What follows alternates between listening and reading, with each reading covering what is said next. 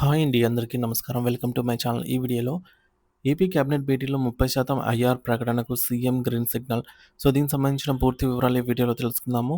Video ఎక్కడే గాని skip చేయకుండా ఎండ్ వరకు చూసేయండి ఫ్రెండ్స్. అప్పుడు ఇన్ఫర్మేషన్ పూర్తిగా అర్థమవుతుంది. అలాగే వీడియో చూస్తున్న ప్రతి ఒక్కరు వీడియోకి లైక్ చేయండి. ఈ వీడియోని తోటి ఉద్యోగ పెంచిన మిత్రులతో అయితే షేర్ చేయండి. కొత్తగా మన ఛానల్ చూస్తున్నవారు ఇంకా ఎవరైనా సబ్స్క్రైబ్ చేసుకోకుంటే వెంటనే మన ఛానల్‌ని సబ్స్క్రైబ్ చేసుకోండి. దీని ద్వారా నేను చేసే లేటెస్ట్ వీడియోస్ అన్నీ మీ వరకు రీచ్ అవుతాయి. ఇక ఆలస్యం చేయకుండా వివరాల్లోకైతే వెళ్ళిపోదాము. ఫ్రెండ్స్ ఇక విషయానికొచ్చినట్టయితే ఆంధ్రప్రదేశ్ రాష్ట్ర ప్రభుత్వ యంత్రాంగంలో అహర్నిశలు శ్రమిస్తున్న లక్షలాది మంది ప్రభుత్వ ఉద్యోగులకి అక్షర రూపం దాల్చి భావి భారత పౌరులను తీర్చిదిద్దుతున్న ఉపాధ్యాయులకి మరియు దశాబ్దాల పాటు ప్రభుత్వానికి తమ అమూల్యమైన సేవలందించి ప్రస్తుతం విశ్రాంతి తీసుకుంటున్నటువంటి పెన్షనర్స్ అందరికీ ఇది నిజంగా ఒక చారిత్రాత్మక మరియు అత్యంత శుభప్రదమైన వార్త కాబోతోందండి. రాష్ట్ర రాజకీయ మరియు పరిపాలనా వర్గాల్లో ప్రస్తుతం ఒకటే చర్చ సాగుతోంది. అదే ఏపీ రాష్ట్ర మంత్రివర్గ కేబినెట్ భేటీ. ఈ సమావేశం గురించి వెలువడుతున్న ప్రతి చిన్న సమాచారం కూడా ఉద్యోగ వర్గాల్లో పెను సంచలనం సృష్టిస్తోంది. ముఖ్యంగా అందరూ ఆశగా ఎదురుచూస్తున్న 30% మధ్యంతర భృతి ప్రకటన గురించి ఇప్పుడు మనం తెలుసుకునే ప్రయత్నం చేద్దాము.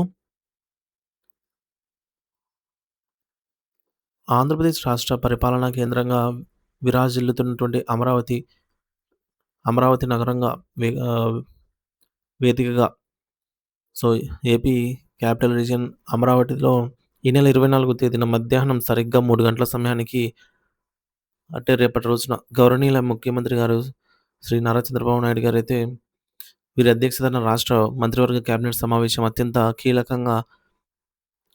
కీలకమైన ఎజెండాలతో ప్రారంభం కాబోతోంది. సాధారణంగా కేబినెట్ భేటీలు జరుగుతూ ఉంటాయి. కానీ ఈ సమావేశానికి ఉన్న ప్రాముఖ్యత చాలా ప్రత్యేకంగా ఉంది.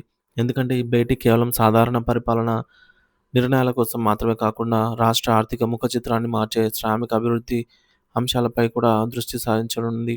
ముఖ్యంగా state investment promotion boards SIPB ద్వారా వచ్చిన భారీ పెట్టుబడి ప్రతిపాదనలకు ఈ వేదిక ద్వారా అధికారికంగా ఆమోదం లభించనుంది. దీనివల్ల రాష్ట్రానికి వేల కోట్ల రూపాయల పెట్టుబడులు తరలి రావడమే కాకుండా ఉపాధి కోసం ఎదురు చూస్తున్న వేలాది మంది నిరుద్యోగ యువతకు కూడా కొత్త పరిశ్రమల ఏర్పాటు ద్వారా మెరుగైన ఉద్యోగ అవకాశాలు అయితే లభించేందుకు గ్రీన్ సిగ్నల్ రానుందన్నమాట.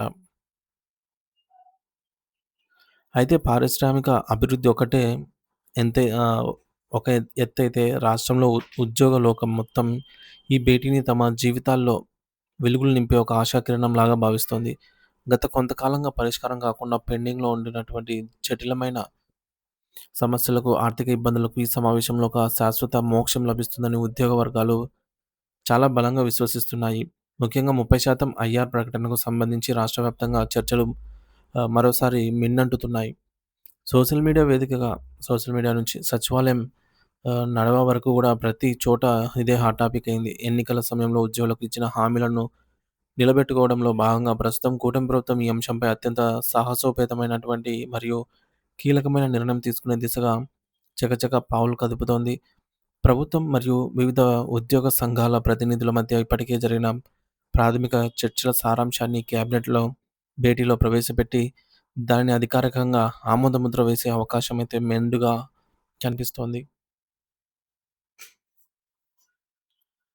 మరి ఈ అత్యంత కీలకమైన క్యాబినెట్ సమావేశంలో తీసుకోబోయే ప్రధాన నిర్ణయాలను మనం ఓసారి వివరంగా పరిశీలించినట్లయితే అందులో మొదటిది మరియు అతి ముఖ్యమైనది 30% మధ్యంతర భృతి ఐఆర్ ప్రకటనకు ఎన్నికల మేనిఫెస్టోలో స్పష్టంగా వాగ్దానం చేసినటువంటి విధంగా కొత్త వేతన సవరణ పీఆర్సీ నివేదిక వచ్చే వరకు మరియు అది పూర్తిగా అమల్లోకి వచ్చే వరకు ఉద్యోగులకు తక్షణమే ఆర్థిక వెసులుబాటు కల్పించాలి అనేది ప్రభుత్వం యొక్క ఆలోచన.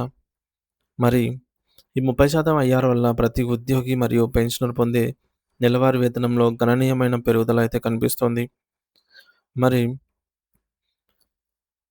ప్రస్తుత రోజుల్లో ఆకాశాన్ని తాకుతున్న వస్తువుల ధరల భారాన్ని తట్టుకోలేక సతమతమవుతున్న మధ్యతరగతి ఉద్యోగుల కుటుంబానికి ఈ నిర్ణయం ఒక కొండంత అండలాగా అయితే మరియు మానసిక ధైర్యంగా అయితే నిలవనుంది.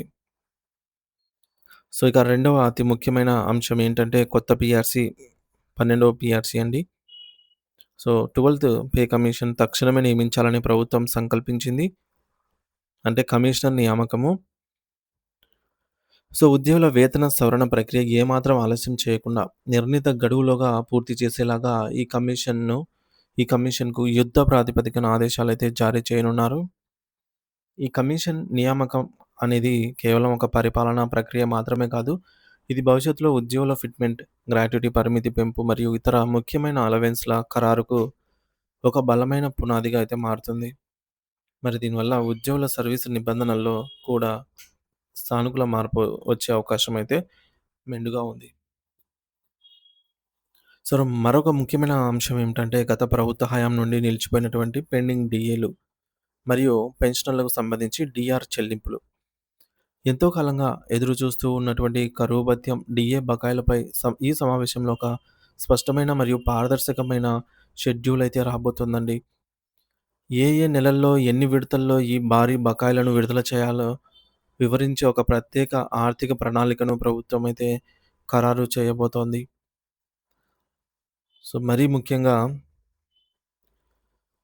ఇది వృద్ధ పెన్షనర్లు మరియు సీనియర్ ఉద్యోగుల సుదీర్ఘ నిరీక్షణకు త్వరలోనే తెరదించనుంది. దీంతో పాటుగా ఉద్యోగులు తమ అవసరాల కోసం దాచుకున్న జీపీఎఫ్ నిధులు, ఏపీజీఎల్ఐ సొమ్ము, పాలసీల సొమ్ము మరియు అత్యవసర వైద్య ఖర్చులకు సంబంధించిన మెడికల్ రియంబర్స్‌మెంట్ వంటి బకాయిలను కూడా ప్రాధాన్యతా క్రమంలో విడుదల చేసేందుకు ఆర్థిక శాఖ ఇప్పటికే సిద్ధమైనట్టు తెలుస్తోంది. మరి ఆర్థిక శాఖ ఇప్పటికే బడ్జెట్ అంచనాలను క్షుణ్ణంగా సిద్ధం చేసి, దానికి సంబంధించిన పూర్తి నివేదికను ముఖ్యమంత్రి గారి కార్యాలయానికైతే అందజేసింది.